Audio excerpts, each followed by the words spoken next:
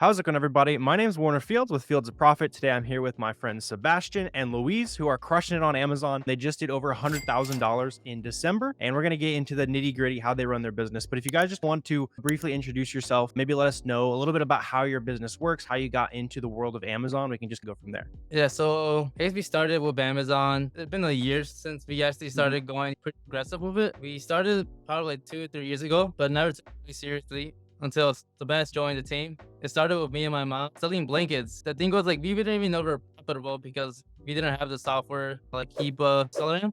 We weren't even sure we were profitable back then, but once Sebastian joined the program, the course, he learned everything from you and Miles, and after that, it took off. Awesome. Yeah, yeah. Just in case somebody they're watching this video, they're brand new to Amazon, like what types of products are you buying them? Where are you buying them? Like, how does the basics of your business work? I would say to first reverse sourcing from other sellers so you can have a good idea of like where those products are coming from. And then if you do find a profitable product, you could filter and keep like the brand or just keep sourcing from the store you found the product from. Sweet. Yes. Are you guys 100% doing online arbitrage? Yeah.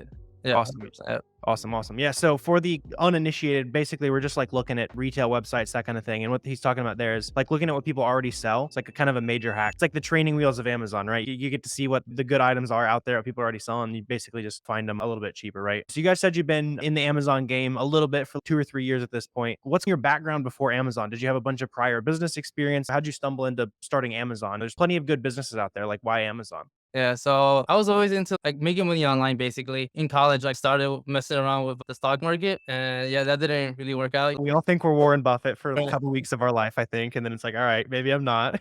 Yeah, I'm still interested in the stock market, but not as heavy at the moment. But that's how I started, just my interest in making money online. And I was seeing a lot of videos online, like you can make money online with it was private label, like that was like the big got my attention. And I made the account and everything, and that's how I got started. Awesome. Yeah. So you're seeing some of them flashing Lambos and buying stuff from Alibaba and all that kind of stuff. So did you guys end up launching a private label product or did you jump straight in with arbitrage? That's actually how Sebas joined Amazon. Like he actually made his own product and he wanted to make his own website. And on Amazon, like I noticed that there wasn't any demand for it or any market for it. Like on Amazon, yeah, I'm like, you should give it a try, post it on Amazon and see if it sells. And it worked out for us, to be honest. Awesome. Yeah. So do you still have that private label product then? Yeah, we still have it. Okay, cool. So I guess if you guys had that private label product, like what made you double down on doing arbitrage versus trying to make more products? What did you see there that maybe you wanted to look into something else? So I wanted to I was searching up like different ways to make money and through Amazon. And then I found your YouTube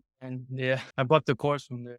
Awesome. Cool. So, yeah. So you're just trying to expand the business a little bit. I love it. So you can always funnel the cash that you're making from arbitrage into making some new private label products and all that good stuff. So moving forward, are you guys going to be like doubling down on the private label or are you going to keep scaling arbitrage? Like what's your goal there? We don't plan on expanding the private label. What we plan on doing is doubling down on OA. And at the moment, we're still doing FBM. Yeah, it's pretty tiring, but our goal is to get a prep center. That's our like goal in the future. So For sure. Yeah. It's interesting. A lot of people, they'll go from like books to arbitrage to private label. And you guys are like, I've been to private label. I want to do arbitrage. Like, I want the cash machine. You're talking about doing all FBM, right? So, for those of you guys who might not know, it's basically like shipping all your orders directly to the customer. Is that 100% of your business right now? Or are you guys all FBM? yeah, all FBM at the moment. Wow. Okay. I did not know that. That is super impressive then. You guys have six-figure month all out of the house. Is it out of the house? You have a warehouse? Like, where are you guys shipping this stuff out of? Yeah, out of the house. Yeah. That's awesome. So what? You got 1 to 1.5 rooms that are just all product, I would assume, like taking over the house? At the moment right now in the garage. So like half of the garage is all Amazon inventory. That's awesome. Yeah. So you got a little mini warehouse out there. Yeah, that's amazing. So what made you want to do merchant fulfillment versus FBA? Like a lot of people, they'll jump in, they want to just ship it straight to Amazon. What was better about FBM for you?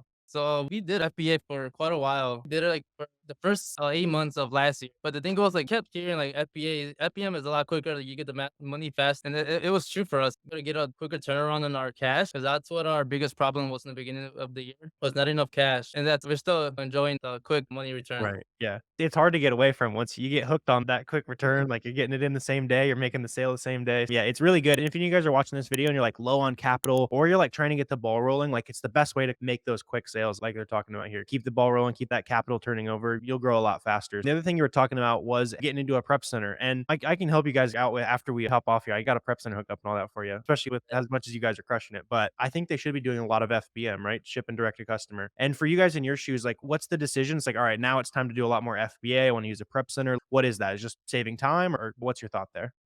thought process on that is once we aren't in need of cash, like once we have the where you can settle in cash and that, because that's the biggest advantage we get with FBM is the turnaround. So that's my thought process on it at the moment is once we don't need it, like we're not as low on Right. capital. Yeah. It's good problems to have, right? You're not starving for cash. You Yeah. got too much sitting around. You can be a little bit slower now. That's awesome. Cool. So the kind of the next thing I want to get into with you guys, since I would assume you're both business partners, you're working on the same seller account. Yes. Awesome. Yeah. I know there's a couple people out there who are doing that, right? Most people are just one man shows though. So how are you guys like dividing the work? When are you guys packaging all the orders? Like, how does that work? Do you guys like working as a team? Yeah, mainly Sebastian does mainly the sourcing. I see like myself as I'll do like the buying, I'll handle that or the cash flow, and then we both do the prepping together just to make it quicker. That's the biggest thing about FPM is time consuming, the prepping. Yeah, Yeah. yeah. So that's awesome. I like that, the division of labor there. Obviously, if you guys are cranking with FBM, is there any kind of special workflow you guys are doing to package up orders? Is there any kind of, I know some people like throw it in bags beforehand. Like, how have you guys found to do it the fastest? We just have the inventory sorted out. Like he Yeah. sells us like printing out the labels and now I'm packaging them right away, and then Awesome. we Yeah. Sometimes simple is the best. You don't have to have yeah. those big fancy systems. I was just curious if you guys were, you got some witchcraft you're working on, right? So some people like, I know they'll throw the stuff in the bag beforehand and sort it, and then you just slapping the label on it. So it's like lots of different little systems going on. You got your mini warehouse out there, right? Yeah. So next thing I want to get into with you guys is obviously through kind of the process, right? What was that moment where you're going from, I'm struggling, like I'm not really finding many products. What was something you did early on where things started clicking? It's, oh, I see how to source products. Do you remember one of those moments where it just made a little bit more sense? In the beginning of the year, sales was the one doing all the OA. I was only able to join the Amazon like probably Q4. So, like he was the one doing all the overseeing in the beginning of the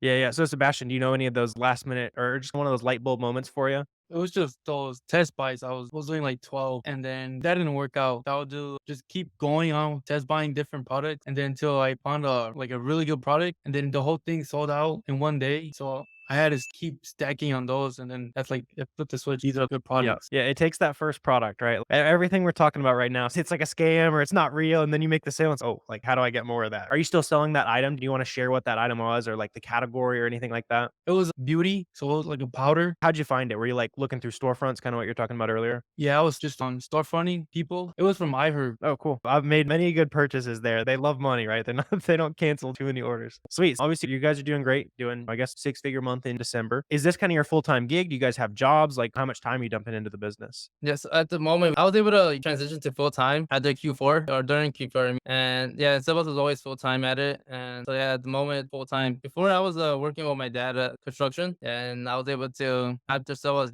joined and helped out, I was able to Kind of, yeah, take the leap, go full-time, that kind of thing. When did you know the time was right for you to go all in, go full-time? I think once we made our first 5 figure in a month, it was during the time we were doing that PM too. Like it required more time. We seen the possibility that we could hit much higher. For sure, yeah. So you're getting that $10,000 profit month. It's like, all right, if I had, Yeah. twice as much time, like how high can we take this thing? I love that. I love the energy there. So the other thing, like we're talking about going full time, all that. Like, how much time are you guys spending? Would you say on the average day running your business right now? It feels like all day. Okay, cool. So full time gig, right? The nice part though is you make the hours. Like a lot of times, I'm sure you guys can relate. It doesn't really feel like working. Like when you're doing the thing that you like doing, taking it into your own control, all that good stuff. And plus, like we're in the luxury of our home. It's worth a little bit of stress and all that, not having to clock in and all that good stuff. Sweet. With your business, obviously you guys are crushing. Do you have any virtual assistants? Are you leveraging any of that kind of stuff, or is it all just you guys cranking out of the garage? What's your operation looking like? Right now it's just us. I'm looking to getting FBAs because so I get more products in, just more spending. Yeah. So is the biggest thing holding you back is $200,000 a month? Is it just the number of products you can look through and buy right now? I think at the moment it's just finding those FBM because we Yeah. love doing FBM. So it's just finding those FBM products. Gotcha. Yeah, that makes sense. So yeah, you guys will probably benefit from looking into that kind of stuff. I know that was a big difference maker in my business for sure. But that's awesome. You guys, like a lot of people, they'll be like, I need to have 5 employees and I need to have a warehouse and all that kind of stuff to like do 100K a month. And you guys are doing it by yourself out of the garage. So I love to see it. You guys are humble. You got to brag on yourself a little bit here. Awesome. What do you guys think is maybe a misconception that you had or a misconception that a lot of new Amazon sellers have when you guys actually dove in, like it just simply wasn't true? I think it was the coupons, like the extensions. I didn't believe that didn't work. Like finding those extensions, finding those coupons to help me buy profitable products. So I didn't believe that.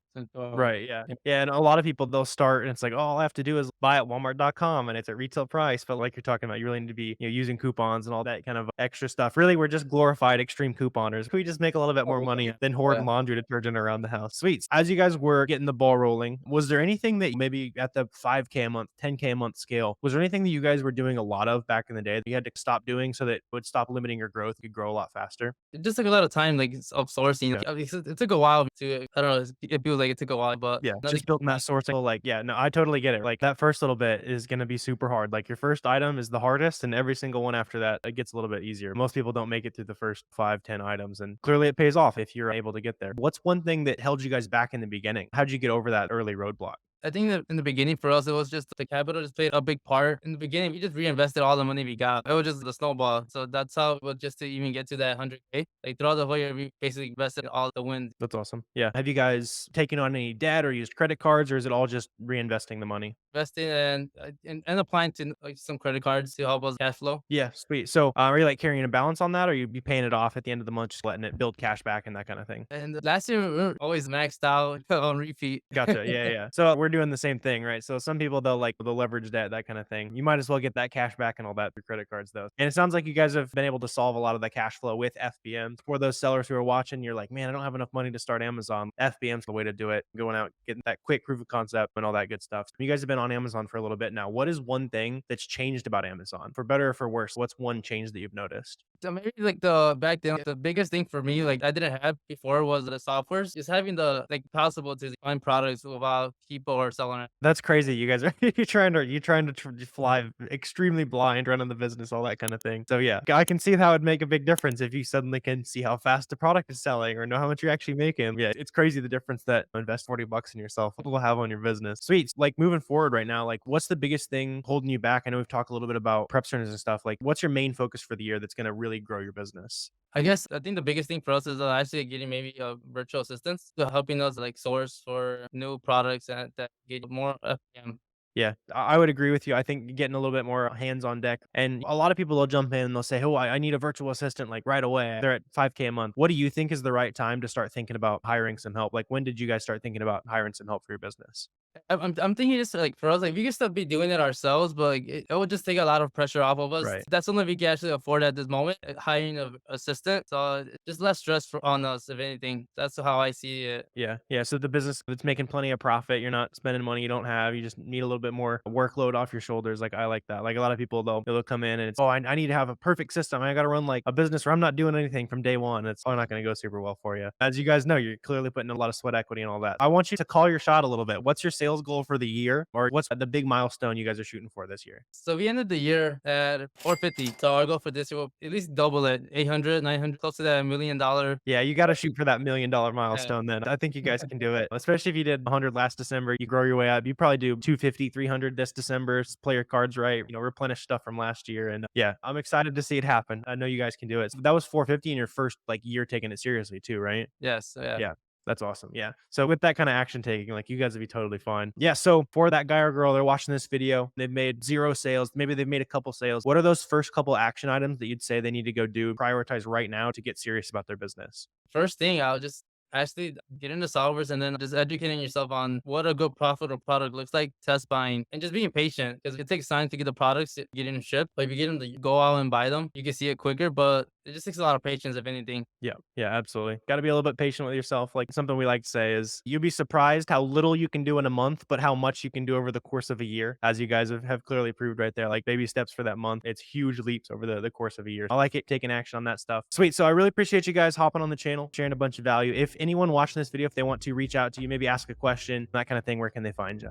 Floors Brothers. Awesome. Yeah, so we'll drop the link down below. We're all Amazon sellers always looking for good connects. So especially if you're an established seller looking for some guys to chat with, they're right here. Once again, really appreciate you guys coming, hopping on the channel. Tons of value and looking forward to seeing you guys make progress towards that $1 million goal. If you guys got value out of this video, please feel free to like, comment, that kind of thing. Let me know if you have any questions. Also subscribe, like, that kind of stuff helps me out with the YouTube algorithm. But I really appreciate you guys watching. Thanks again, guys, and I will see you next time.